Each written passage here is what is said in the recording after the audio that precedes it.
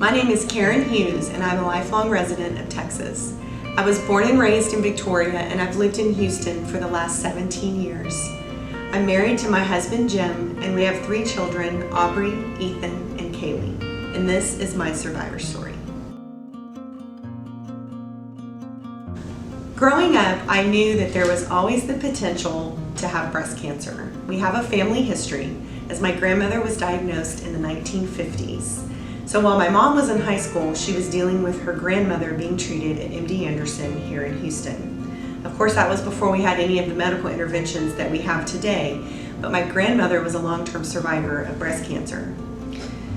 As a result, my mom and my sister also had biopsies to determine if they had suspicious results from their mammograms. So I always knew how important it was growing up to be vigilant about my health care and my breast health in particular. My OBGYN recommended getting baseline mammograms at the age of 35, so that's what I have always done. And I have remained vigilant every year to get a mammogram.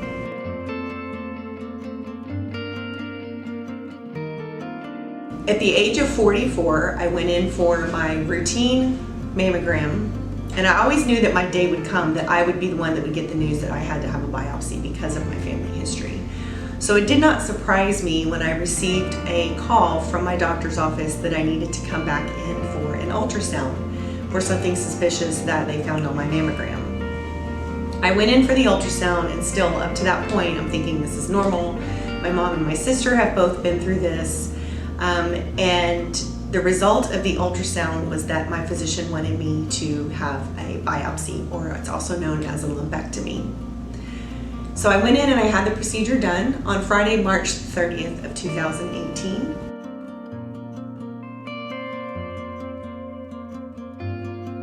Three days after I had my biopsy, I received a phone call from my surgeon, Dr. Robinson.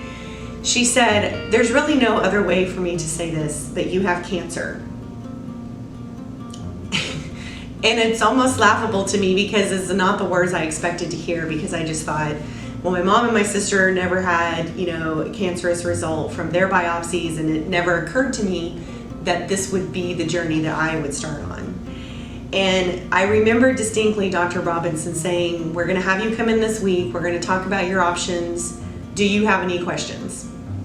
And I said, "No." And I hung up the phone and I called my husband and I told him, and I called my mom and I told her. And as soon as I finished talking to them, I just thought, this is the journey that God has handed me, and that I was going to choose to use it as a teachable moment, a way for me to educate and support other women, and that I was going to find ways to choose joy every day throughout the rest of my journey.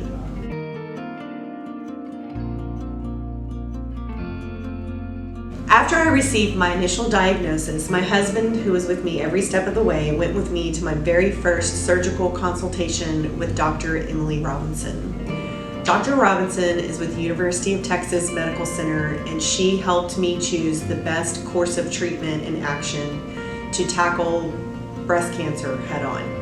I was very fortunate in that I was able to get scheduled for surgery within a week due to a cancellation, which I felt was a huge blessing and a sign for me that I should not hesitate and I should go on ahead and get this taken care of so I could get on with my life. At that point, my cancer was considered stage 1. And to a lot of people, that doesn't seem like it's really that aggressive of cancer, but to me, cancer was cancer. I was going to tackle it. I was going to get it eradicated from my body, because frankly, I didn't have time for cancer. I have kids at home, I have a husband to take care of, and I wanted to do everything in my power to restore my health to better than it was before I was diagnosed. So I had my first surgery on April the 18th of 2018, and I only missed one day of work because I was so adamant that I was not going to be held down by the way I felt, that I immediately jumped back in and tried to live as normal of a life as possible. I had such a huge support from my friends, my family, my church community, who they prayed over me constantly. They helped get my kids to and from where they needed to go. They provided meals, and it's just so important to have had that support system during my journey. After we got the results back of my testing from my first surgery, I did find out that the cancer had spread to my lymph nodes. And my surgeon said to me, "We're gonna have to go back in and do a second surgery because you have just been upgraded from stage 1 to stage 2. And I thought that was kind of funny because I said, well, an upgrade is like first class or a free ticket. This is definitely not the kind of upgrade that I would like, but whatever, let's just take care of it. So I went back in, I had a second surgery on June the 29th, which was one day after my wedding anniversary. And after a few weeks, I saw my oncologist, Dr. Michelina Cairo with Texas Oncology, who is amazing. And she really educated me on how far cancer research has come for both women and men, for all kinds of cancers.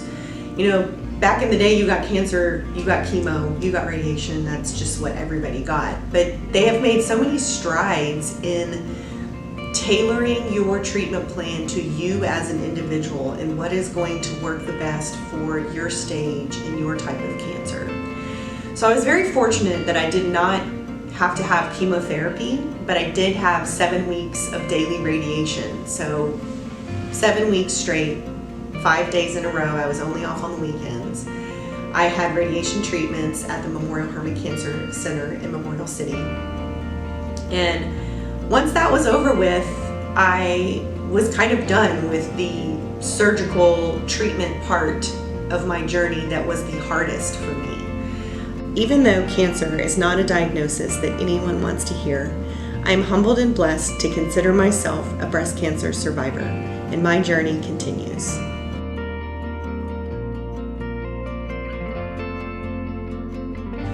So while the difficult part of my cancer journey is behind me, I feel that I have a journey ahead of me with the task to educate and empower other women about the importance of early detection and self-care. As women, we tend to focus on taking care of our families, our husbands, our children, our friends, our jobs, and we often neglect to care for ourselves. However, without early detection and the medical advances that we have today, I would have a very different story to tell you right now. Mammograms are so important as a diagnostic tool because they can detect cancer even before you would be able to self-detect during a self-exam. Mammograms are almost 100% covered by every major medical insurance company, and there's also so many options out there for free or low-cost mammograms for women, so there is just no excuse to not take care of yourself so you can take care of others. My hope is that if I can inspire one woman to take care of herself and take advantage of early detection, then my journey will be worthwhile.